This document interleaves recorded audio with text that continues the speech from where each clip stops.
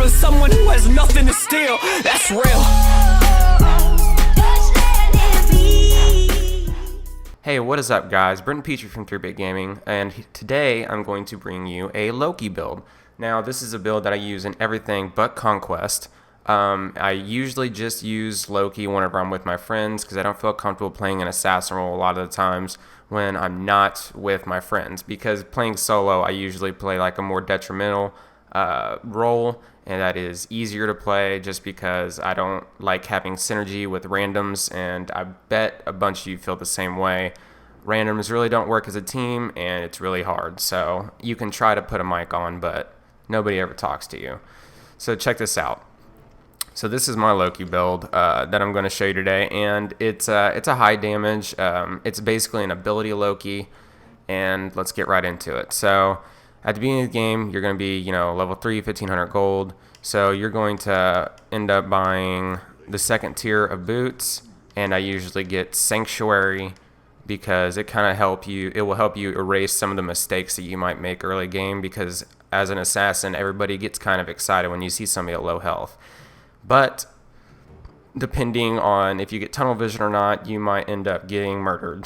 So you're going to start out with the second tier boots. Now at the beginning of the game, you should be taking the camps with your teammates, and then after you all meet in the middle, you meet with the other team, I would just go ahead and go around and reset the emblem on all the enemy camps. That way the next time it pops up, you kind of know that their camps are up, so you can go try to steal their damage, steal their attack speed, whatever else. Again, this isn't an attack speed Loki though, which I've seen plenty of people do. I don't think that it's viable in anything but arena, and I've seen it work in plenty of other things, but I guess it's just how good you are with Loki. I'm not very good with Loki, or not as good as I want to be anyways.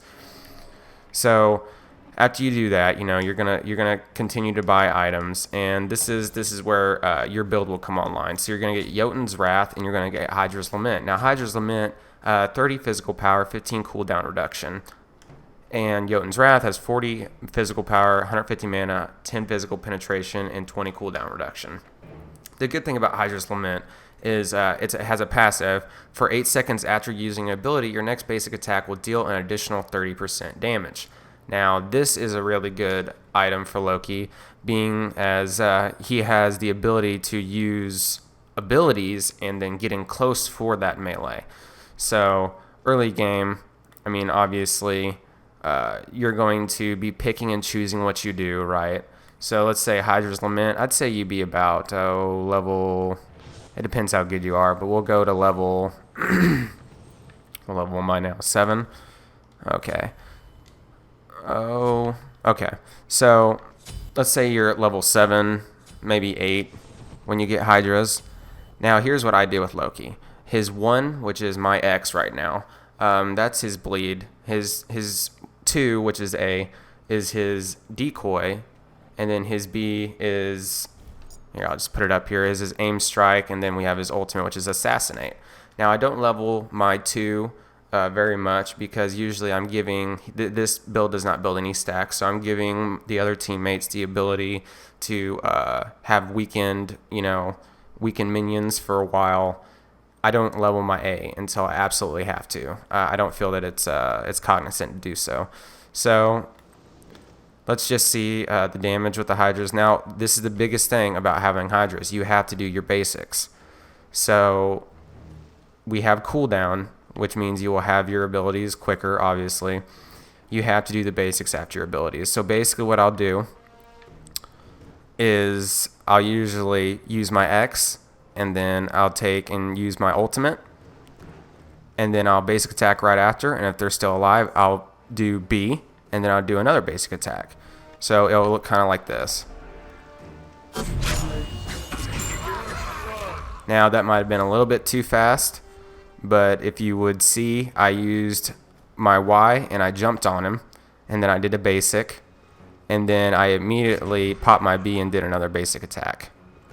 Now that's really important. You have to have that. And also, most of the time you'll get the backstab bonus, which is Loki's passive behind you. Loki deals more damage with his basic attacks when hitting enemies from behind. His basic attacks also utilize a 5-swing progression chain, which is 1, 2, 3, 4, and then a 5. So it's actually really good. Hydra's Lament is a really good item on him. I really enjoy it, and I'm sure there'll be somebody that would disagree, but so let's just go ahead and level up to 18. And like I said before, the whole game, just make sure you're picking your targets like you should. Loki players, they seem to be really, they think they're omnipotent. They think they're the end-all be-all, which I understand that because he's a really easy god to play and he's really powerful. And then here, let's go. Okay, so our second relic, I will say that there's a multitude of different things you can do. I actually don't really mind wasting my second relic slot on something stupid.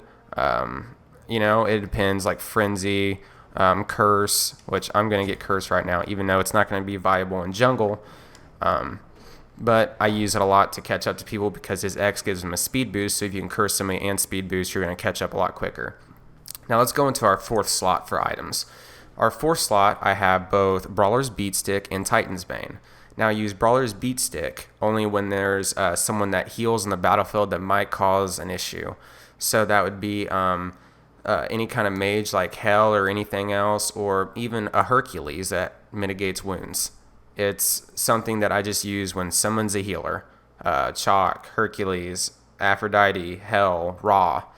I just get that just to kind of mitigate, you know, their whatever for 8 seconds, kind of help my team.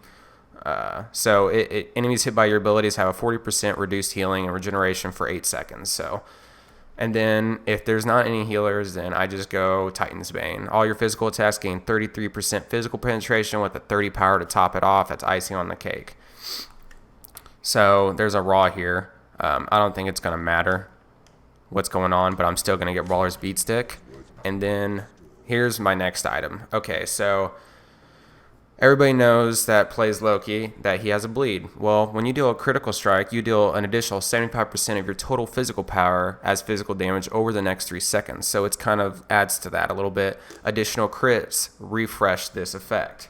Now, I really enjoy this because it has 50 physical power, it has the 20% critical strike chance, and then it has the passive. It's golden. Alrighty, so after that, if you even have enough time, if you have the money, if you have the, you know, I mean, like usually in an arena, if I'm doing really good, I don't even have time to buy this item. But I get Deathbringer, so that's another 50 physical power. It gives you a critical strike chance of 20%, so that's even adding on to what you already have, and the critical strike damage is increased by 40%. That is just going to be OP. Okay, so if you crit, it's going to hurt, right? So we're going to get this, and then we're going to go test the damage out real quick with the same ability chain as that I used earlier. So I'm going to stealth in. Yeah, see?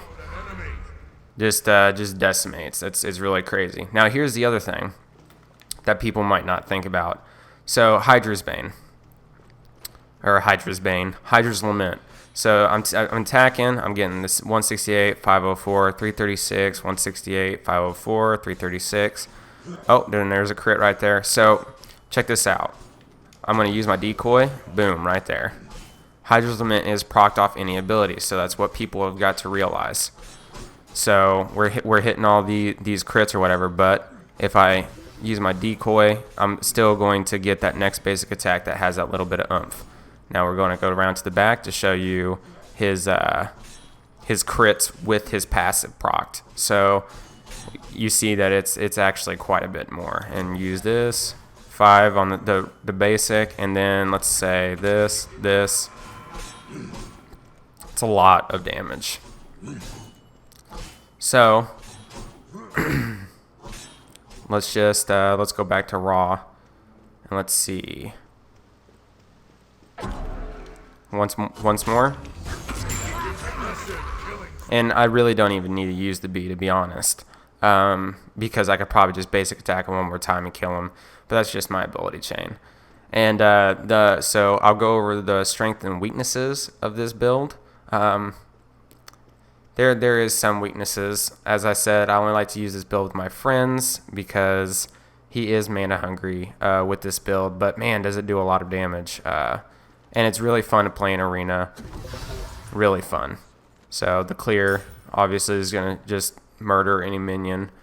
The camp clear, I'll show you the camp clear on, let's go red buff real quick. There we go. All right. So I'll just go in.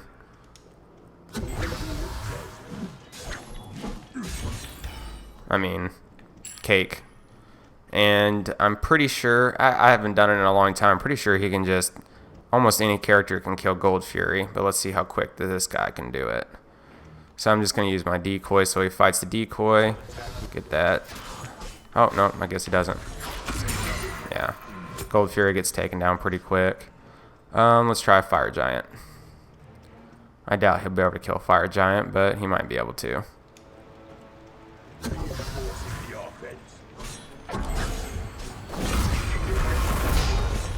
Oh no, I'll be able to kill him.